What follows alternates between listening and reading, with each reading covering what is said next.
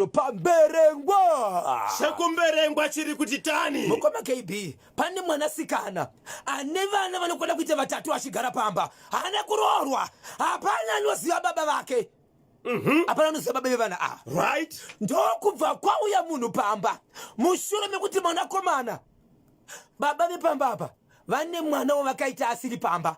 Kana chiti mwana womusango pane maimbirwo azvo akaitwa natindongwazi antiquity sounds vanomuti andande akaimba nyaya yekuti izvo mwana wemusango murume agara nemukadzi uyu handiri mukadzi ane mwana wake, so murume anga akugara akaendesa mwana nemukadzi uyo akabvunzwa kuti une vana vangani, zvikanzi ndine vana 2 plus 1 womusango.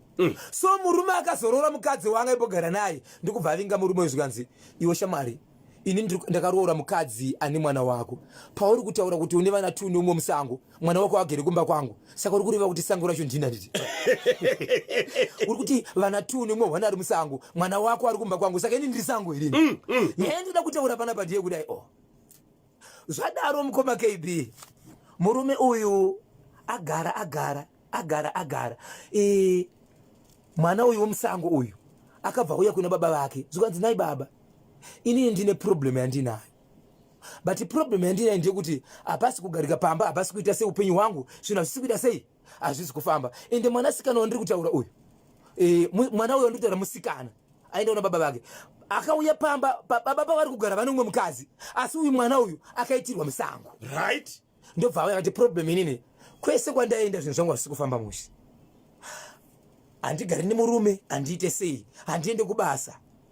Ndobva ati baba ndiri kunzi nditsvage baba vangu, ndauya kwamuri ndimurigadzise chiri kuitika. Baba achibva muti go ahead mwanangu, kana une zvezvo zvekuita ukandidana kana mari ndokubatsira yekuti uite sei uite zvakanaka. Baba vachibva vavingwa zvikanzizvo baba tauya panapa, mwana uyu haasiri ega, mwana uyu ane vana 3.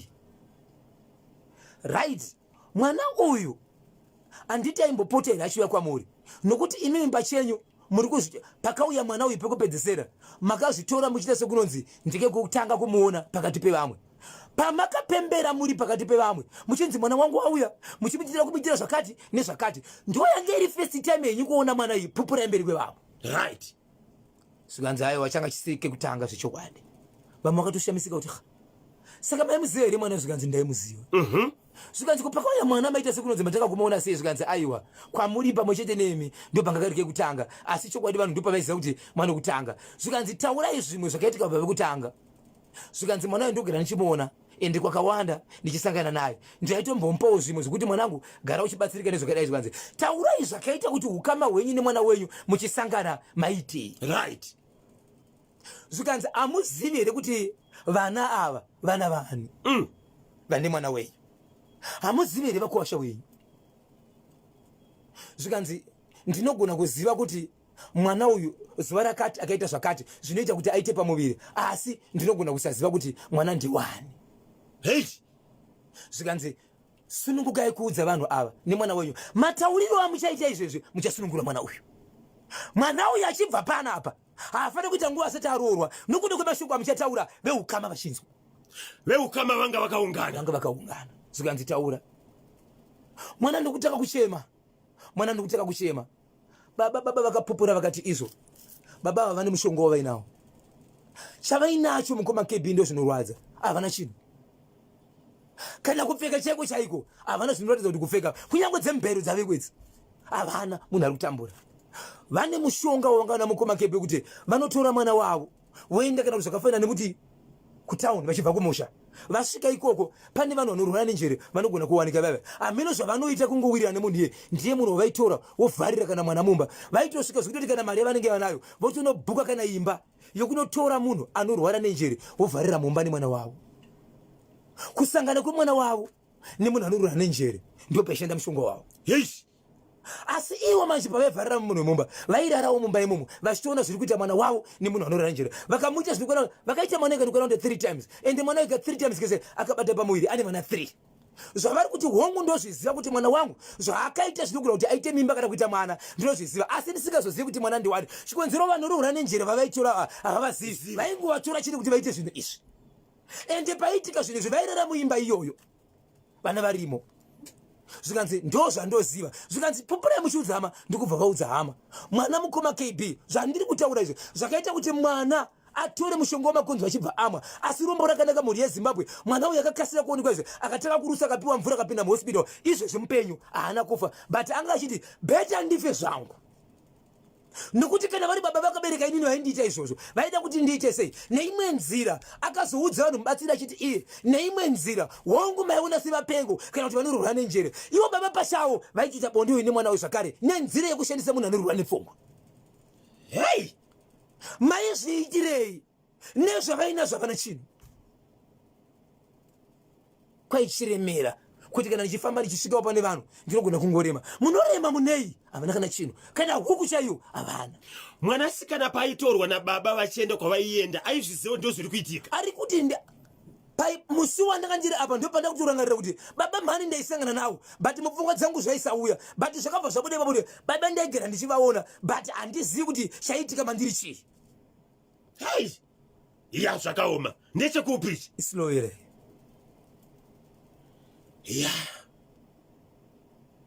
Zimbabwe asi chiinayi ndinonzi Justice bvunza wabaya kunotoni kwazisai believe bvunza wabaya baba namai bvunza wabaya vari paDowndera paMwanga village 2 ya zvakaoma saka izvozvi baba ava vari kuti kudini kuhama dzavo mushure mekunge nyaya yabuda pachena vakangopopura kuhama dzavo ende vari pakati mumwe kusanganisira mumwe anotiva mukuru wemwe chechi akashevedzera kuti uyai tigare pasi ndikuti asinge munhu ari kuparidzirana kuti zvakawanda zvakaitika achitotunudza vanhu achitoti mukati medu imama izvi zvataona nhasi ndezvimwe zvataziva nhasi asi izvezvi titori nemasikirisi atinawo ekuti munhu pane mumwe ari kutoti mwana wangu ari kurwara mumba ndinhenge ari kumukonzera zvakati zvandikashayikwa baba vangu zvakaitika nanhenge hazvisati zvabuda but vakawanda tinozvizivamo but nanhasi tiri kungorarama ngatingoita mweyo wekuregererana kana zvabuda tingokumbirana regere kuti sori pane zvakaitika toziva kuti mangwana hazviitike kuti tisangokurudzira kuti tirambe tichinetsana but kwai yangu mari dzekuti sezvo ari mufundisi kana kuti pasi kuchechi kwake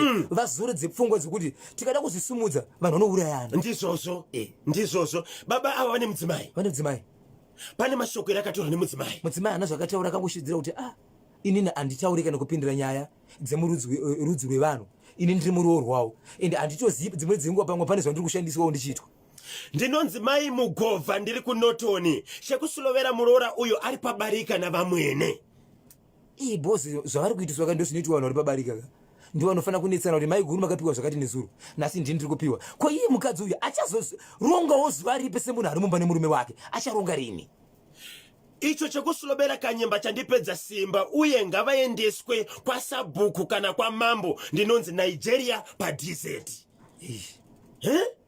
ya ameno 0713938538 kanyemba nabhozvo muroora ari pabarika navamwene uyo asanetseke zvake ndinonzi mai ngazima paWarren Park D kana ari pabarika nevamwene muroora oita sei oramba aripo here achiti ndine murume apo murume ari kugara nemumwe mudzimai kana pane zvanenge achida kumurume murume anoenda kuna amai ndo vanopa zvinhu zvake ndo vanozogovera ya pakaipa 21 minutes past 11 ndo pafika nhawe pari manje